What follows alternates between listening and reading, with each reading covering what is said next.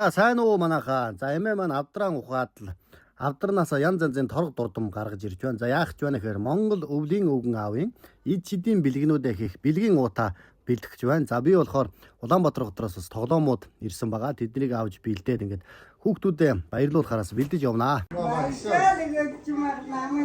Киовши миний өө. Үгүй өгсөн үү? Багш л өгсөн юм байлгүй. За өвлийн өвгөөс бэлэг авчи. Хиний хин гэж. Тэнийг Айдо. Юм сүм нэг. Багсаар өгсөн. За нааса. За. Өсмөс ардаас. Өсмөс амжилттай. Хоёр байхгүй. Эс гараараа миний хөө.